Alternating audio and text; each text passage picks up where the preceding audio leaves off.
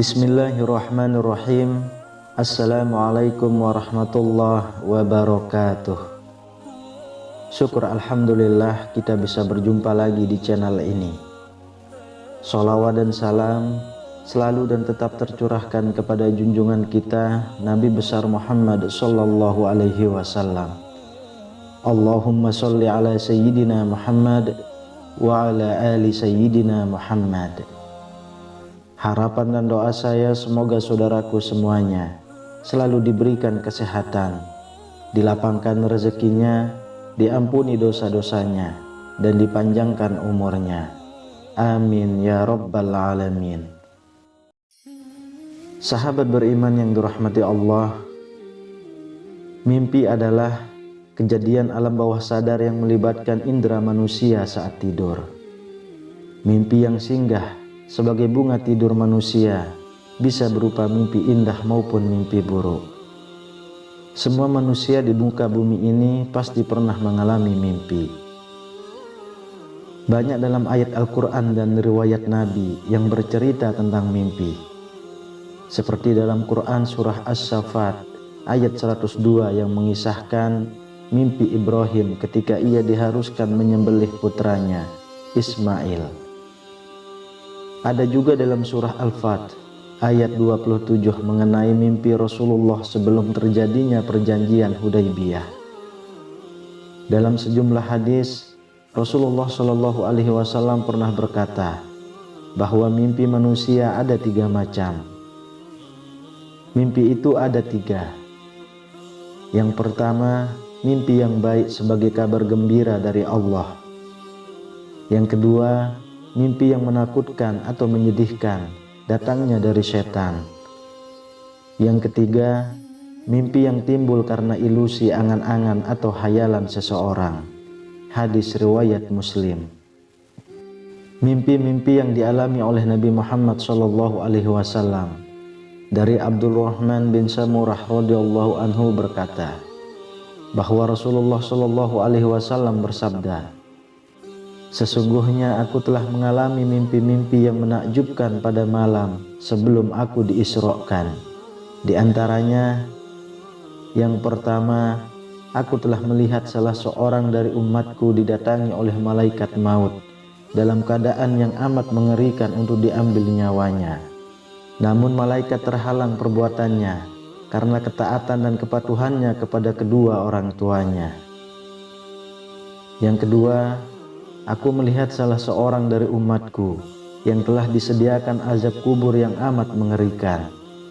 Namun ia diselamatkan karena wudhunya yang sempurna. Yang ketiga, aku melihat salah seorang dari umatku yang dikerumuni oleh setan-setan dan iblis-iblis terlaknat. Namun ia diselamatkan karena zikirnya yang tulus dan ikhlas kepada Allah Subhanahu wa Ta'ala. Yang keempat, aku melihat bagaimana umatku diseret dengan menggunakan rantai yang terbuat dari api neraka jahanam, yang dimasukkan dari mulutnya dan dikeluarkan dari duburnya oleh malaikat Ahzab. Namun karena solatnya yang khusyuk dan tidak ditunjuk-tunjukkan, maka ia dilepaskan dari siksaan itu. Yang kelima, aku melihat umatku yang ditimpa kehausan yang amat sangat berat. Namun setiap kali dia mendatangi sebuah telaga, ia terhalang untuk meminumnya. Maka saat itu datanglah pahala puasanya yang ikhlas karena Allah Subhanahu wa Ta'ala yang memberinya minum hingga ia merasa puas. Yang keenam, aku melihat umatku yang sedang mencoba mendekati kumpulan para nabi yang sedang duduk bersama. Setiap kali ia datang, lalu dia diusir. Maka menjelmalah mandi junub dengan rukunnya yang sempurna, menuntunnya ke kumpulanku sambil duduk di sebelahku. Yang ketujuh, aku melihat salah seorang dari umatku berada dalam keadaan yang gelap gulita di sekelilingnya, sedangkan dia sendiri di dalam keadaan bingung. Maka datanglah pahala haji dan umrohnya yang ikhlas kepada Allah Subhanahu wa Ta'ala, sehingga mengeluarkannya dari kegelapan menuju tempat yang terang benderang. Yang kedelapan, aku melihat umatku yang mencoba berbicara kepada golongan orang mukmin, tetapi mereka tidak seorang pun mau membalas bicaranya. Maka menjelmalah sifat silaturahminya dan tidak suka bermusuh-musuhan sesama umatku. Lalu menyeru kepada mereka agar menyambut bicaranya. Lalu ia pun dapat berbicara dengan mereka. Yang kesembilan, aku melihat umatku sedang menepis-nepiskan percikan api yang mengenai mukanya. Namun ia dilindungi karena pahala sedekahnya yang ikhlas karena Allah Subhanahu wa Ta'ala. Sahabat beriman yang dirahmati Allah, demikian mimpi-mimpi yang dialami Rasulullah SAW. Sesungguhnya hal ini dapat menjadi pelajaran dan renungan bagi umat Islam, agar kita senantiasa melakukan hal-hal yang baik dan menjauhi larangan-larangan Allah Subhanahu wa Ta'ala. Hal demikian dapat menjadi petunjuk untuk peringatan bagi orang-orang yang berfikir. Wallahu a'lam bishawab. Demikian yang bisa saya bagikan. Semoga bermanfaat untuk kita semua. Assalamualaikum warahmatullahi wabarakatuh.